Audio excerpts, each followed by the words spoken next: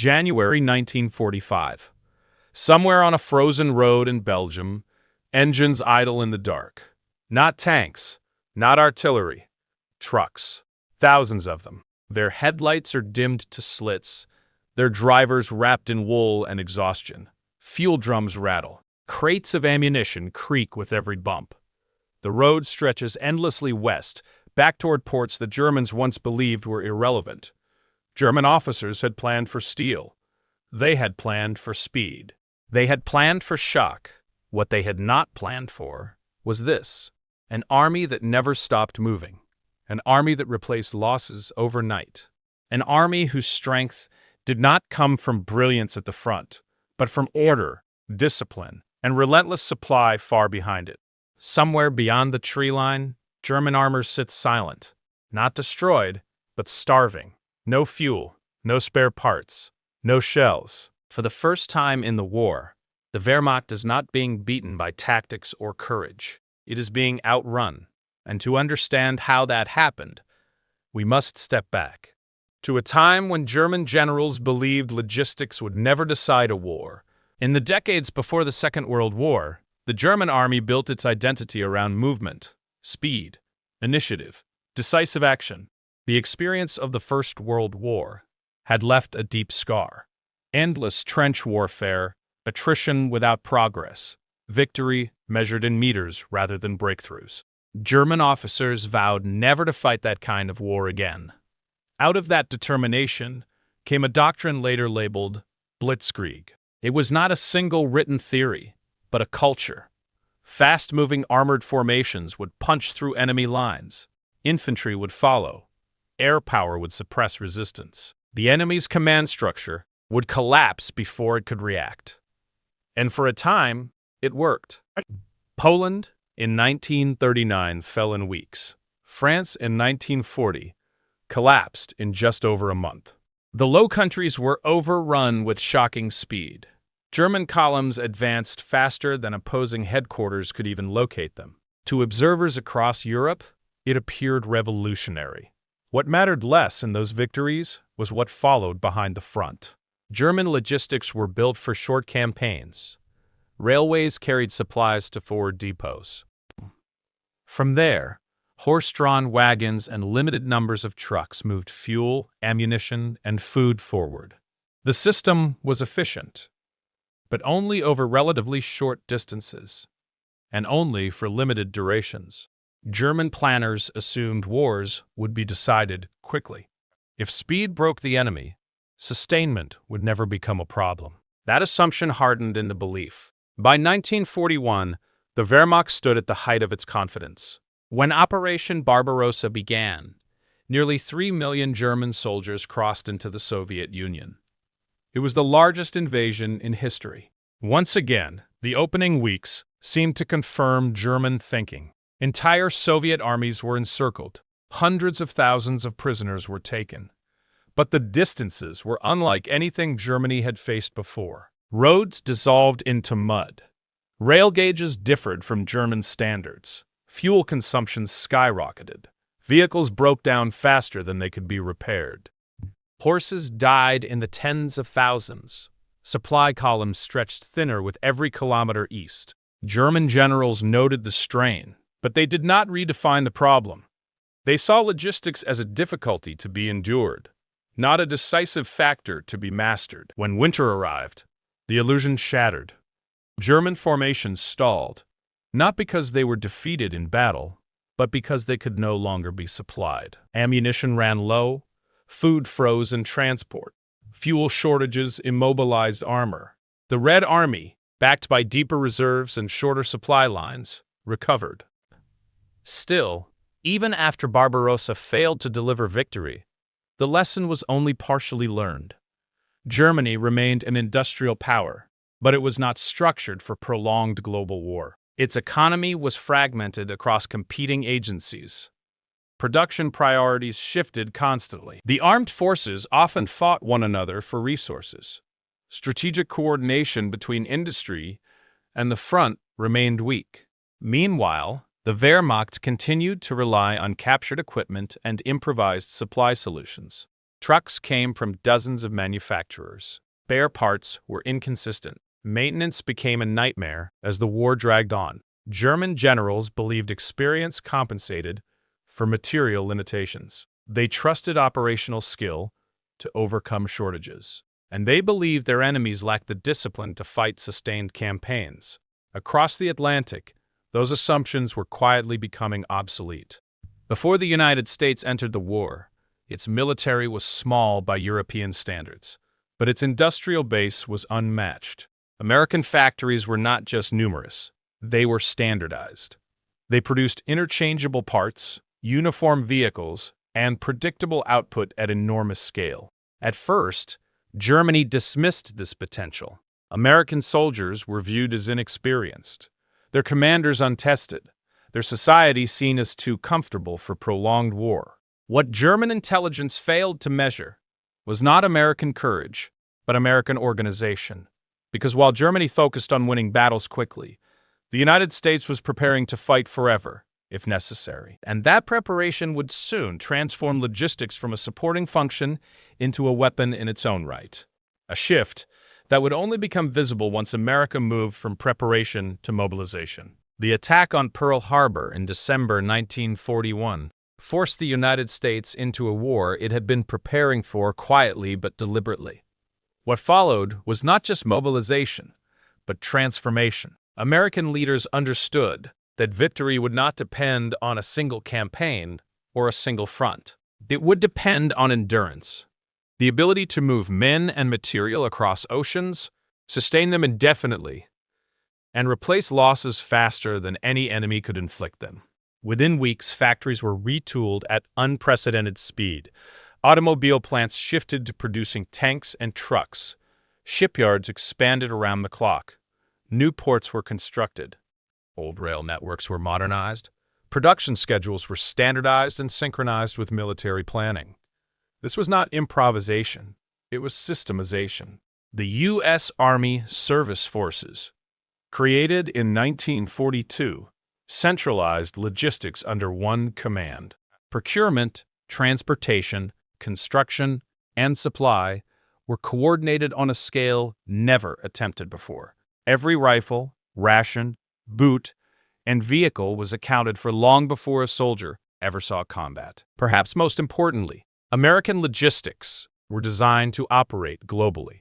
Equipment was standardized so that parts were interchangeable across units and theaters. Trucks used the same tires, engines shared components, fuel types were simplified. Maintenance manuals were uniform. Where the Wehrmacht relied on diversity and adaptation, the U.S. military relied on predictability. By 1943, American shipyards were producing Liberty and Victory ships faster than German U-boats could sink them. Cargo crossed the Atlantic in a constant flow. Losses at sea were absorbed without disrupting supply schedules. Ports in Britain expanded to receive this flood. Docks, warehouses, fuel depots rising almost overnight. British planners noticed the change first. American formations arrived not just with weapons but with everything required to sustain themselves. Field kitchens, medical units, engineers, repair crews. Entire logistical ecosystems landed alongside combat troops. The German High Command underestimated this buildup. Reconnaissance focused on troop numbers and equipment types. What it failed to grasp was volume. American strength was cumulative. Every month that passed made the Allied position stronger, regardless of battlefield outcomes. When Allied forces landed in North Africa in late 1942, the pattern became visible. Supply lines stretched from American factories to African ports, then forward into desert terrain. The distances were immense, yet American units remained supplied. By the time of the Italian campaign, logistics dictated tempo. Offensives paused not for lack of will, but until sufficient material was staged. When attacks resumed, they did so with overwhelming support. This approach was alien to German operational culture. The Wehrmacht prized initiative at the front. American doctrine accepted patience behind it. In Britain, preparations for a cross-channel invasion accelerated. Vast depots were constructed across southern England. Fuel pipelines were laid underground. Vehicles were waterproofed. Ammunition was stockpiled in quantities that dwarfed earlier campaigns. Operation Overlord was not just a landing plan. It was a logistical equation. Every division committed required precise daily tonnage of supplies. Every mile advanced would increase demand. American planners calculated this in advance and prepared accordingly. German intelligence detected the buildup but misread its implications. The assumption remained that supply bottlenecks would cripple the Allies once they moved inland. Ports would be destroyed, roads would be choked. Advances would stall. That assumption would soon be tested. Because when American forces finally broke out of Normandy, they did not pause. They accelerated. And behind them rolled something the Wehrmacht could no longer counter, a logistics system that turned distance into advantage rather than weakness. And it was from this collision of philosophies, speed versus sustainment, that the true contest began to reveal itself. In the winter of 1944, American soldiers moving through France were not just advancing armies. They were living proof of a system built to endure. Each man carried enough personal equipment to survive minor delays. But behind him waited a chain of support that extended thousands of miles. Truck convoys, field kitchens, and mobile repair units moved in coordinated waves, ensuring that exhaustion never became decisive. The contrast with the German soldier was stark. On the same road network, German infantry often waited for rations that never arrived. Horses pulled wagons through mud and snow. Mechanized units stopped for lack of fuel. Exhaustion, hunger, and exposure became as lethal as enemy fire. While German units huddled in frozen foxholes, American soldiers had hot meals, clean socks, and rotating leave schedules. The difference was not just physical, it was psychological. Morale soared when men knew that supplies, reinforcements, and medical care would arrive on time. Fear was mitigated, confidence reinforced.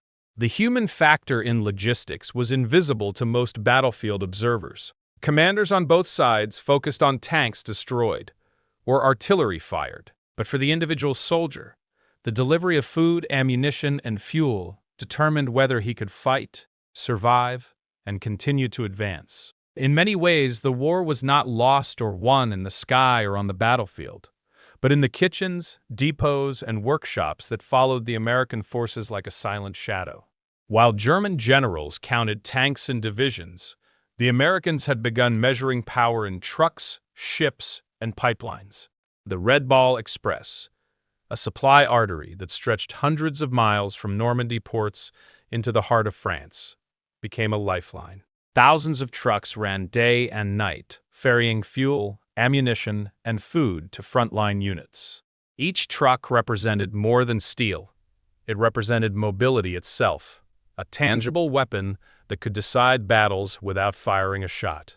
Liberty ships, designed for mass production and rapid deployment, transformed ocean logistics. Even when U-boats sank hundreds of vessels, the pipeline never broke. American shipyards outpaced losses, maintaining a relentless flow of supplies. Behind the front lines, fuel pipelines were laid across liberated territory, connecting ports to depots and bypassing the limitations of road transport. Mechanization replaced the vulnerabilities that horses and improvised wagons could not overcome. German planners, trained to anticipate tactical engagements, did not foresee the scale at which America could project logistical power. For every German tank halted by a fuel shortage, hundreds of American vehicles rolled forward without pause. In this context, technology was not measured in the size of a gun or armor thickness, but in the efficiency and resilience of the supply chain. Each crate, drum, and mile of pipe became an instrument of war, invisibly shaping the battlefield.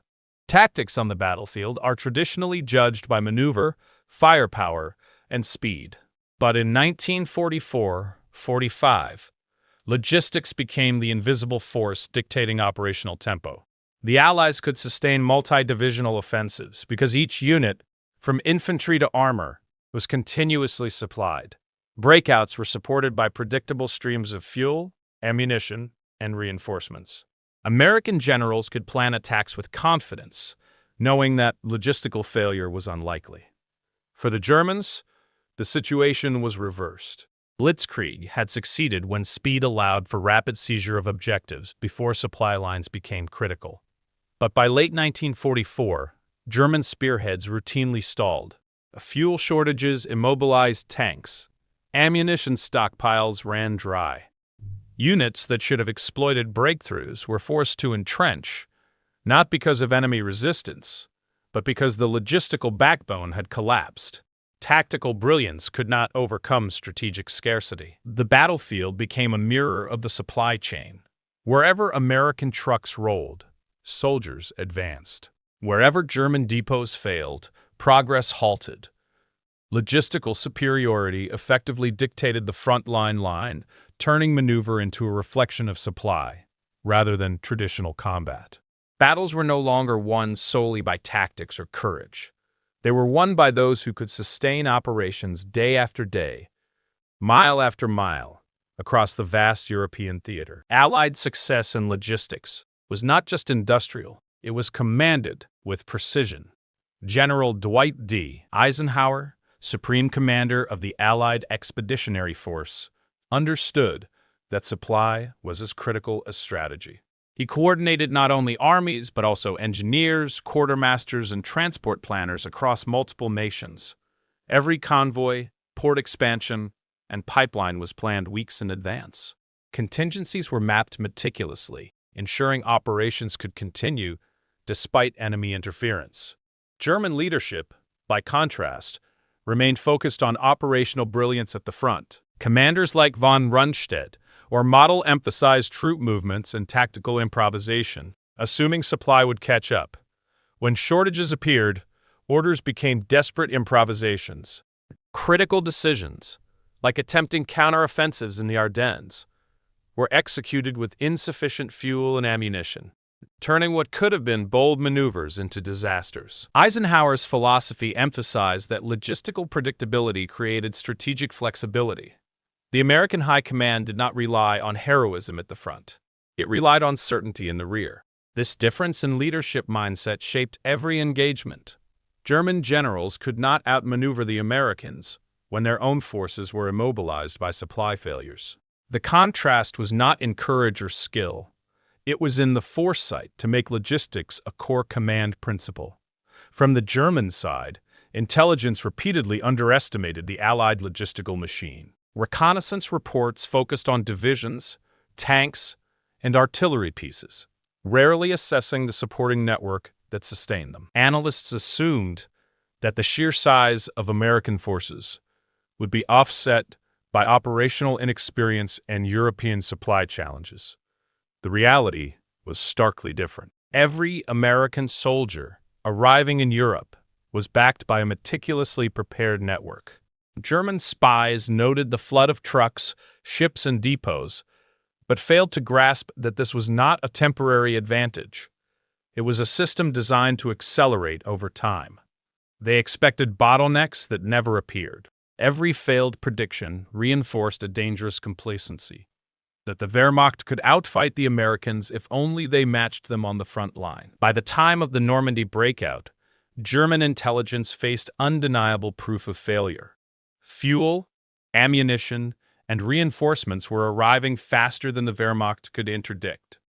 Counterattacks stalled not because of battlefield bravery, but because supply lines could not sustain them. The blind spot in German analysis, the inability to quantify and anticipate Allied logistics, proved decisive. They were fighting an enemy whose strength could not be measured in divisions alone. Logistics was not just material, it was moral. Sustained supply gave Allied soldiers confidence that they could fight another day, recover from setbacks, and maintain offensive momentum. Soldiers knew their efforts were reinforced by a system that never faltered for long. In interviews and diaries, men frequently noted that consistent food, medical care, and equipment fostered resilience in the face of heavy combat. For the German soldier, the opposite was true. When fuel ran out, artillery ammunition dwindled, or food arrived late. Morale plummeted. Exhaustion became an invisible killer, slowing operations and sapping initiative. Armored units could sit idle for days, not due to enemy pressure, but because the nearest depot had run dry.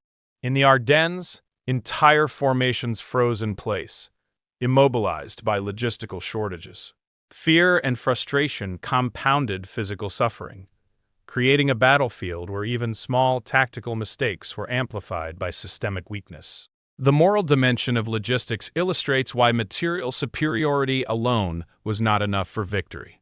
Sustained, reliable supply nurtured confidence, endurance, and initiative. German generals had underestimated this intangible force, believing their soldiers' willpower could compensate for scarcity. By the winter of 1944, the consequences of that miscalculation were impossible to ignore. The summer of 1944 marked the beginning of a decisive confrontation in Europe. Operation Overlord had succeeded in securing a lodgment in Normandy, but the real test was whether Allied forces could sustain the advance across France. From the beaches, American, British, and Canadian units began moving inland, confronting not just German resistance, but the vast complexity of supply chains stretching hundreds of miles back to the ports of Cherbourg and later Antwerp. The Red Ball Express was born from necessity. Thousands of trucks, driven mostly by African American soldiers, ran in convoys across shattered roads. Fuel, ammunition, food, and spare parts flowed day and night. Drivers braved shellfire, accidents, and exhaustion. Bridges were rebuilt, roadways repaired, and supply depots expanded on the fly. What the Wehrmacht had assumed would be slow attrition was, in fact, a relentless surge of material power. German armored units, meanwhile, faced crippling shortages. Panthers and Tigers required specific fuel and spare parts. Without them, they sat immobilized on roadsides, waiting for deliveries that never came. In some sectors, units were forced to abandon tanks intact. Frontline commanders issued desperate calls for fuel, but supply lines were already consumed by Allied momentum. Blitzkrieg, once a symbol of German dominance, had run headlong into an invisible wall. Endurance. Tactical brilliance could not compensate. The German doctrine of rapid counterattacks failed repeatedly, not because of Allied firepower alone, but because logistical support could not keep pace. Engineers rebuilt destroyed rail lines, depots stored unprecedented volumes of ammunition, and mobile workshops repaired damaged vehicles in record time. Every obstacle that could have slowed the Allies was absorbed by preparation, adaptation, and sheer volume. American generals understood that the real weapon was movement, not merely soldiers on the front line, but the continuous flow of everything behind them. When divisions surged forward, fuel followed. When artillery pounded enemy positions, ammunition was already on its way. German intelligence observed this efficiency with growing alarm. The Wehrmacht could predict the attack, estimate the forces, even anticipate the routes, but it could not stop the tide of supplies that sustained it. The psychological impact was immediate. German commanders faced the terrifying realization that their most advanced formations were, in effect, stranded. The Ardennes, the roads of northern France, even the approaches to the Seine became terrain not of combat, but of logistical failure. Decisions had to be made with the knowledge that any maneuver requiring fuel or repair risked immobilization. What had once been a tactical battlefield was now dominated by the arithmetic of supply. The climax was not a single battle, but a series of cascading failures. In July and August 1944, as American units pushed toward the Seine, German panzer divisions attempted to counterattack. Panthers and Tigers moved forward with daring, but their operational range was limited. Fuel shortages forced them to abandon objectives. Units that should have exploited openings were halted mid-advance. Engineers and maintenance crews were overwhelmed. The Americans, meanwhile, simply advanced with the predictable certainty of a well-oiled machine. This confrontation highlighted the central truth. The war in Western Europe was no longer solely a contest of weapons, bravery, or maneuver. It was a war defined by supply. Each mile of advance tested the ability to maintain fuel, ammunition, and human endurance. German generals had underestimated this factor at every stage, and now the consequences were catastrophic. As August progressed, American columns moved faster than German planners could react.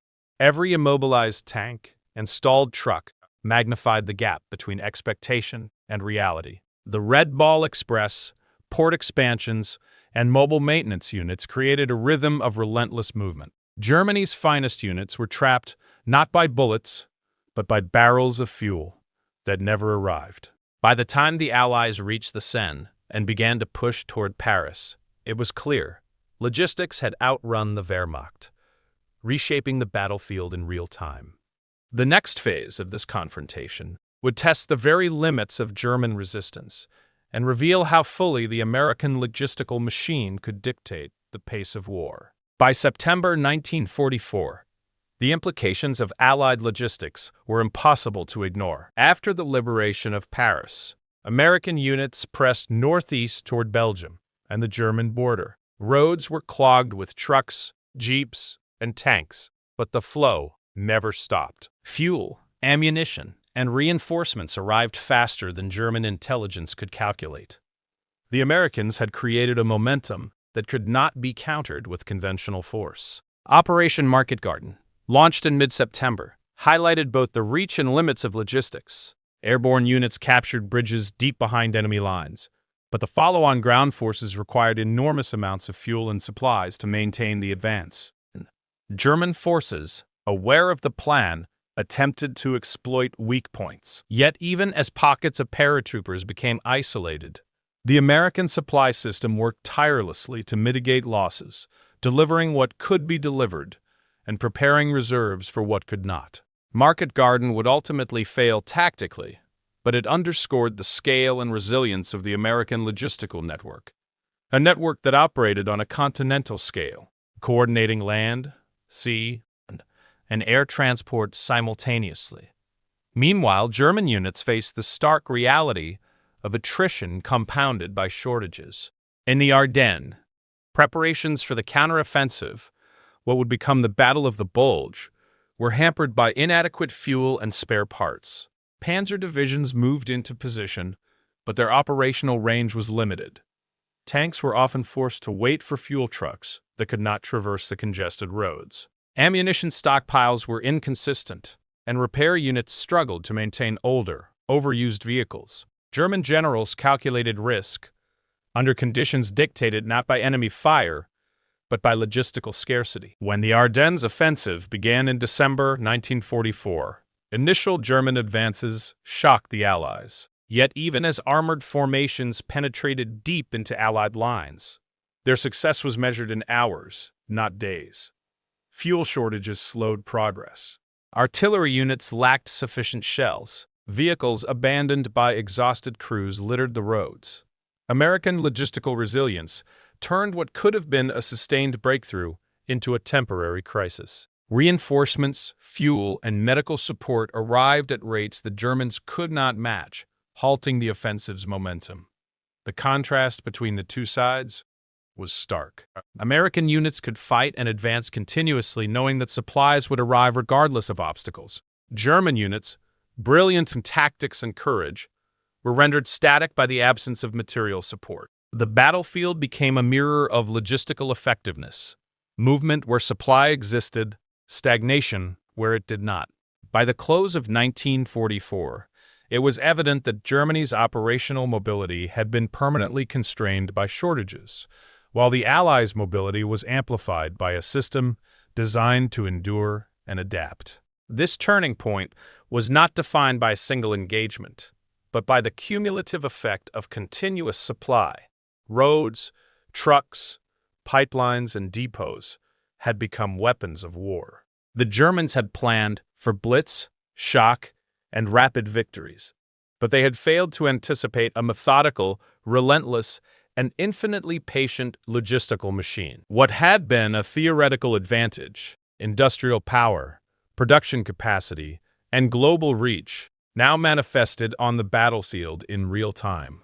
By the time January 1945 arrived, the Wehrmacht faced a sobering reality. Units that had once formed spearheads were now defensive pockets immobilized by lack of fuel and spare parts. The Ardennes offensive had been the last gamble.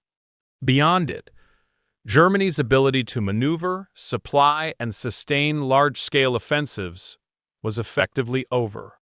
The Americans, meanwhile, pressed forward with unbroken momentum, their forces continuously reinforced and resupplied. The logistical rhythm they established dictated the tempo of the entire Western Front. The lesson was clear and inescapable.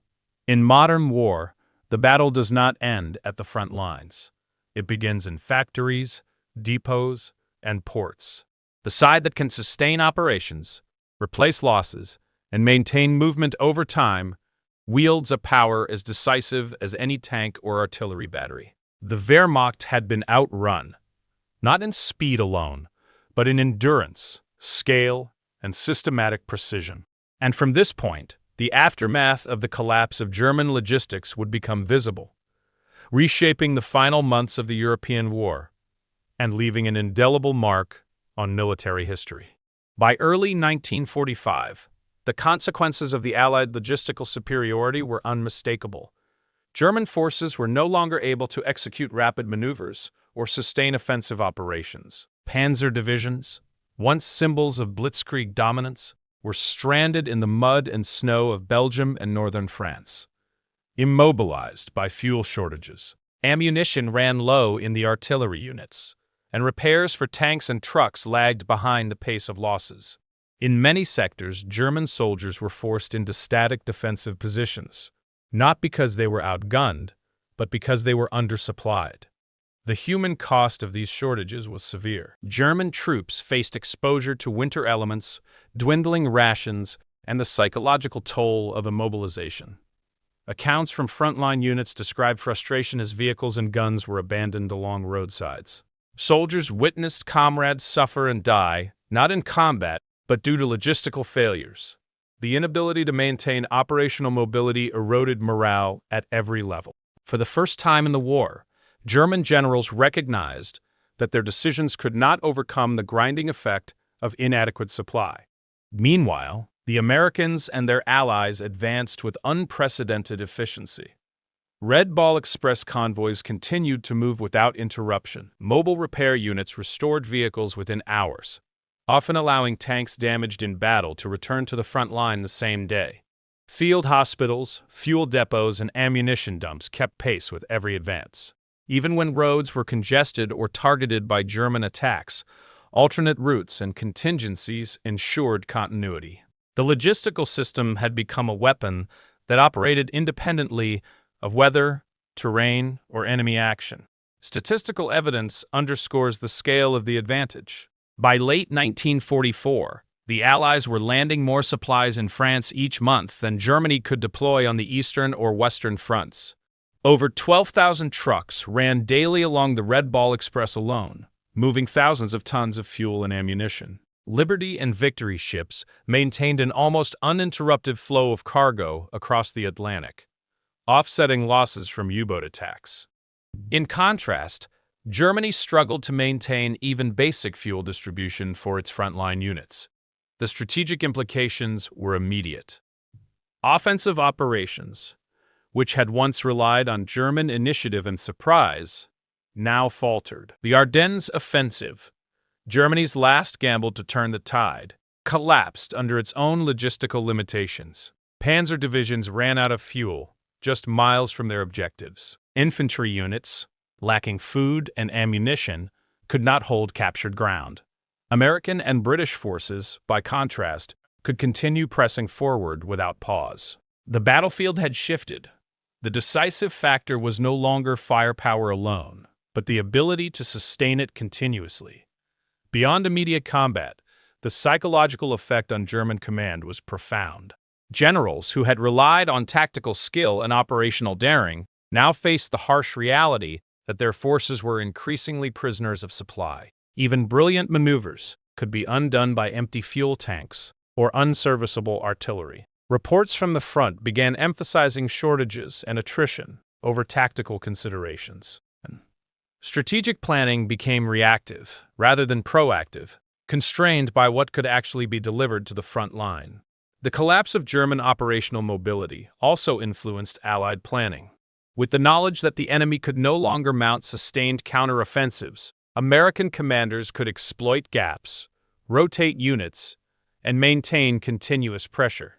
Cities, bridges, and supply hubs could be seized with the confidence that follow-on forces would arrive fully equipped. This systemic advantage allowed the Allies to maintain momentum, striking not only at the enemy's positions, but at the very structure of German capability. As winter gave way to spring, the stage was set for the final months of the European War.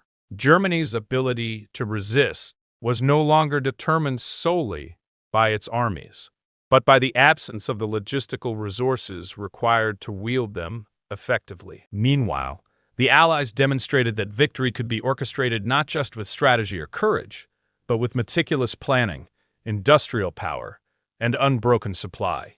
The lessons of 1944-45 would resonate far beyond the battlefield, redefining modern military doctrine and the understanding of what truly sustains an army in combat. As 1945 progressed, the consequences of Germany's logistical collapse became starkly visible across the Western Front. German units, once capable of executing bold counterattacks, were now largely immobile. Armored divisions lacked fuel to advance. Artillery battalions ran low on shells. Infantry units endured shortages of food, winter clothing, and medical supplies. Even elite formations could not escape the reality that their operational reach was sharply curtailed. The Wehrmacht had effectively been rendered a defensive army, reacting to Allied moves rather than shaping the battlefield. The Allies, in contrast, maintained a tempo of operations that seemed unstoppable. Supply lines stretched from the French ports deep into Germany, unbroken and resilient. The Red Ball Express and its successors delivered thousands of tons of material daily. Mobile repair units kept tanks and trucks operational, while fuel depots and pipeline networks ensured armored formations never stalled. This logistical superiority allowed for sustained pressure across multiple fronts simultaneously, forcing the Germans to disperse their already limited resources, further weakening their defensive capacity. Casualty and material figures underscore the imbalance. During the Ardennes offensive, German losses included over 1,000 tanks and assault guns, many abandoned due to fuel shortages. American units, though facing intense resistance, benefited from continuous resupply, enabling rapid replacement of personnel and equipment. By early 1945, the disparity in operational mobility meant that German units could no longer exploit any temporary advantage, no matter how skillful their tactics. Supply, more than battlefield engagements, dictated the pace and outcome of operations. German generals recognized, often too late, the magnitude of their miscalculation. Post-war analyses and memoirs, such as those of General Model and Field Marshal von Rundstedt, frequently acknowledged that logistical inadequacy had been a decisive factor. While leadership, tactics, and courage remained important, they could not overcome systemic shortages. The German war effort had been undermined not by a single battle, but by an enemy capable of outproducing, outmoving, and outlasting them in material terms. Strategically, the Allied logistical model reshaped the final campaigns. Cities, railways, and depots captured by advancing troops could be immediately integrated into supply networks. Fuel pipelines extended deep into Germany, artillery shells were stockpiled in preparation for assaults, and reinforcements moved seamlessly to the front. The operational flexibility granted by these systems allowed commanders to plan offensives on a scale Germany could no longer threaten. What had begun as a support function, moving supplies, had become the decisive factor in the conduct of war. The lessons of 1944-45 were profound. The conflict demonstrated that industrial capacity, organization, and logistics could outweigh tactical brilliance or temporary battlefield victories. The German army, brilliant in strategy and courageous in execution, was undone not by inferior weapons, but by the inability to sustain operations. The Allies, conversely, showed that meticulous planning and an unbroken supply chain could amplify combat effectiveness, allowing them to dictate the tempo and geography of the war. By the time Allied forces crossed the Rhine and advanced into the heart of Germany, the Wehrmacht's fate was sealed. The collapse of German logistics made further organized resistance impossible. Armies became trapped, encircled, or disbanded as supplies evaporated. The American logistical advantage had transformed the European theater into a landscape where victory was no longer contingent on battlefield heroics alone, but on the invisible machinery of endurance, organization, and foresight. The final months of the war thus showcased a fundamental shift in modern warfare. Battles could be won not merely with weapons and strategy, but with supply. The logistical revolution that America had quietly perfected was now manifest on the battlefield, and Germany, for all its experience and tactical acumen, had been systematically outmaneuvered without a single shot in many sectors. The story of Germany's logistical collapse in 1944-45 is a reminder that war is won long before the first shot is fired. On the surface, the battlefield may appear dominated by tanks, guns, and soldiers, yet the true power often lies in the quiet, relentless machinery of supply. Roads, depots, pipelines, and trucks became weapons as decisive as any artillery barrage or armored thrust. The Americans demonstrated that endurance, organization, and foresight could shape the outcome of battles and, ultimately, the war itself. For the Wehrmacht, the lesson was both simple and devastating. No amount of tactical brilliance or battlefield courage could overcome the absence of fuel, ammunition, and spare parts. Generals, who had once relied on speed and surprise, found their formations immobilized by scarcity. The operational paralysis of late 1944 and early 1945 revealed the limits of a doctrine that underestimated the invisible dimensions of war. Blitzkrieg, once the symbol of unstoppable force, had collided with the reality that modern warfare required not only shock, but sustainment. Beyond immediate military outcomes, the events of this period reshaped strategic thinking for decades. Post-war, military planners worldwide studied the Red Ball Express, port logistics, and pipeline networks as examples of how organization could multiply combat power. Wars would no longer be fought purely on courage or firepower. Industrial capacity and logistical ingenuity became central to planning, execution, and victory. Yet there is a human element beneath the numbers and machinery. Soldiers, engineers, and drivers endured exhaustion, weather, and danger to keep the system moving. Their efforts turned supply chains into a living force, a silent army underpinning every advance. Victory was not merely delivered by generals or tanks, it was carried mile by mile, truck by truck, ration by ration. In the end, the collapse of German operations and the unstoppable advance of the Allies offer a profound truth. In modern war, endurance can be as decisive as speed, preparation as critical as valor, and logistics as lethal as any weapon. The war in Europe was won not only in battle, but in the meticulous orchestration of human effort, material, and foresight, a lesson that echoes far beyond 1945 into every theater of modern conflict.